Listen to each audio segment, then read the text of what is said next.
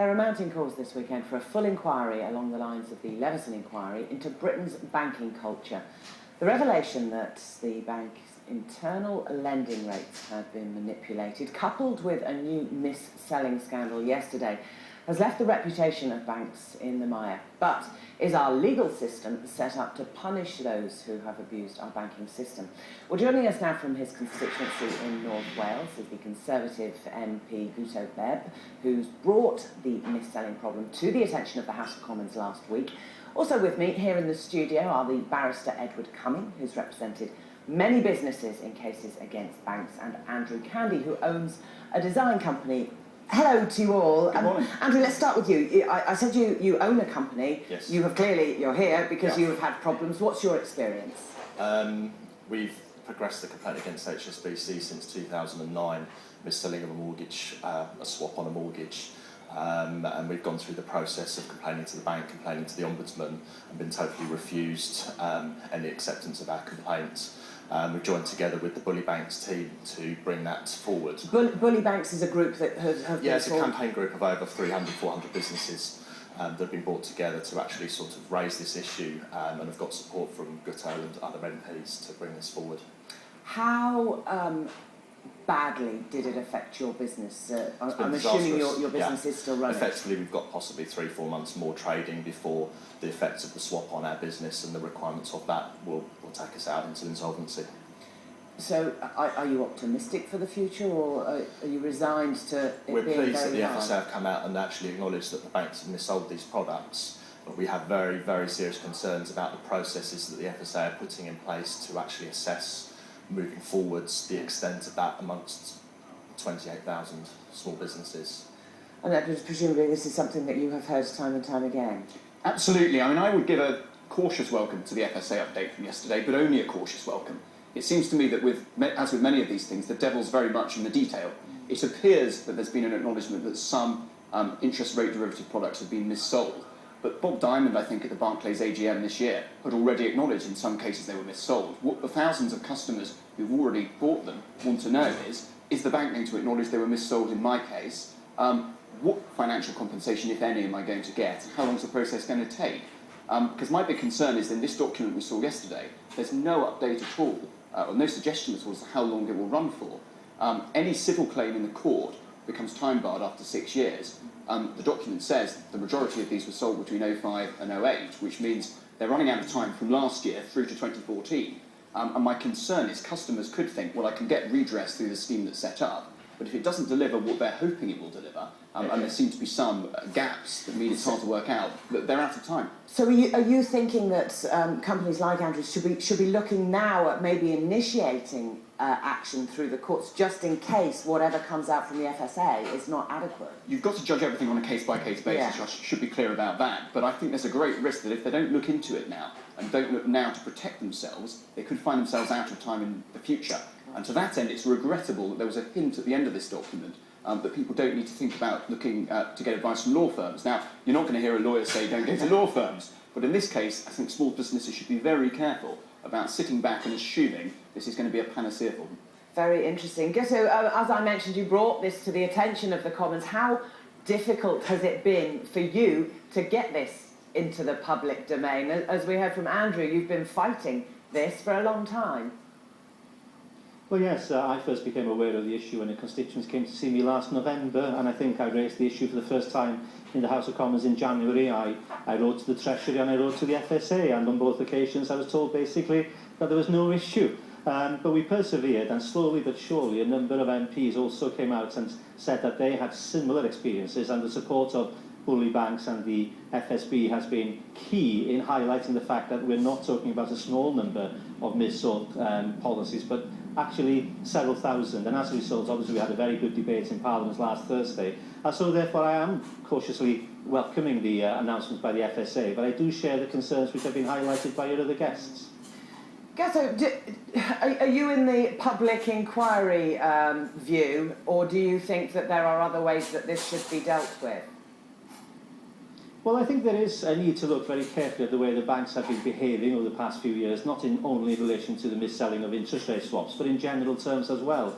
But actually, my main concern at this point in time is securing compensation and a fair deal for businesses who have been so badly affected. Only yesterday I was leaving the office at 5:45 and I had an email from a business in my constituency who have lost 1.3 million to date as a result of these agreements. And that business is in difficulties unless this is resolved very quickly. So I think the challenge to the FSA and to politicians is to work through this process and to ensure that we do have a comprehensive settlement sooner rather than later, because we will be losing businesses whilst the compensation scheme is actually being worked through. The wider damage, as you'll know, being a politician, is the damage in trust that there has been. It began back with the banking crisis in 2008 and has just escalated the massive payouts that some of these top bankers receive. What are your constituents saying to you about what trust they have in our banking system?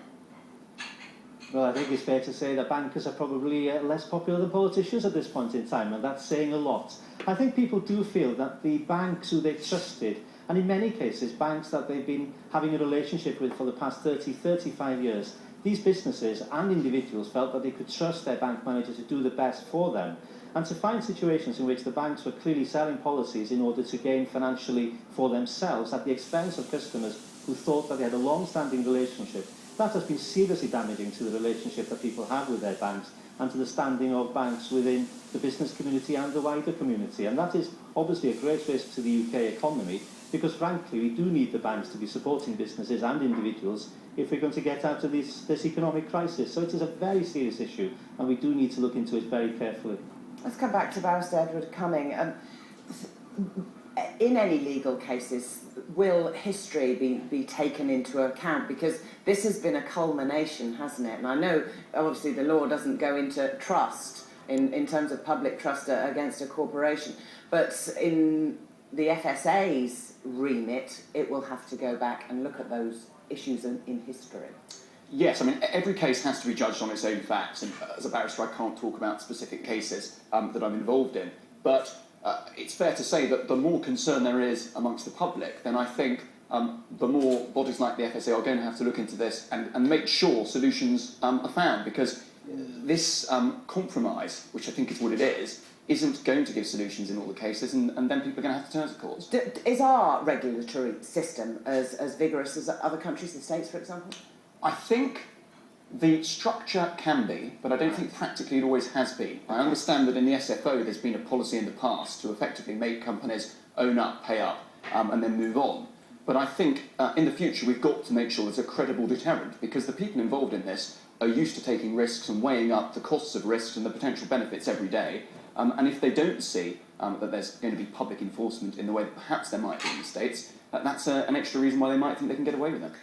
Without being rude, Andrew, do you have trust in the banking system here in the UK? Not in the slightest. I mean, obviously, even moving forward, if we get redress from the bank in our particular matter, how the bank can be actually expected to now assess our cases independently is a complete joke, quite frankly. And in terms of continuing to do business with them, I've been lied to blatantly to my face, and in terms of moving forward with any relationship, that would come with huge caveats, and actually you question whether it's even worth doing that. There's been a lot of impetus over the past year or so we heard a while ago, didn't we, all this money going to banks that should be made available to small businesses for them to expand, an awful lot of money. When you heard things like this and you were going through your own experiences, were you cynical of them, or did it make you think, well, actually now maybe they are going to do something? No, not in the slightest. I mean, our experience was we had our bank talking about increasing our margin on our loan from 1.15% to circa 4-5%. So, this is profiteering on the bank's part, nothing less. Did you get to a position where you thought this might never come out and it might never be known what many small businesses were going through? I've been fighting this since 2009. Some people have been fighting this for 6 years. For want of a better word, I've been fobbed off by the bank, I've been fobbed off by the Financial Ombudsman Service. It's only taken bully banks getting together and actually bringing 400 businesses in front of MPs through constituencies to actually force the FSA and other bodies to start looking at this seriously. A public inquiry, do you think that would help? I think people need to be named and shamed in this, otherwise how are we actually going to get to the bottom of it? And certainly the current position with the FSA suggesting that banks should actually oversee the assessment process is quite frankly a joke, and totally not at all appropriate. Any assessment should be done by an independent adjudicator. agree with naming and shaming, and I also agree with looking into these cases in detail, but I'm not convinced a judicial inquiry along the lines of what we've seen with Leveson is going to deliver the actual meaningful action and results people want. My concern is it could become a talking shop, a distraction from criminal prosecutions, and actually what's needed is deep investigation into the specific examples where this has happened, punishment and naming and shaming. So just one final point from you. We've heard one of the bosses saying they aren't going to take their bonus for next year. I mean, is that enough when people have only got several £100 in their bank accounts and he's foregoing a £12 million bonus? No, I don't think it is enough. Some of the paperwork I've seen from cases where the banks have settled but put a gagging order on the settlement, some of that paperwork would imply to me that the officers of the banks in question were behaving in what could be described as a fraudulent manner. And I do feel that in view of all these scandals, ultimately there should be a serious consideration of criminal investigation into some of the activities of the banks, because ultimately people need to see that the banks are not above the law. And as I say, some of the cases I've seen would indicate that people were flying very, very close to the wind in relation to the way they were behaving in terms of legality.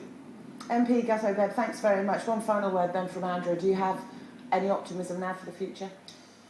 It's looking slightly better, but I think more scrutiny needs to be put on this process to ensure that the FSA actually undergo a proper process of assessment and adjudication on the cases that are outstanding. All right, good luck. I hope your business survives. Thank you for coming in, and Edward Cumming, thank you. Thank you very much. You're watching Sky News. Coming up, we are live to Wimbledon,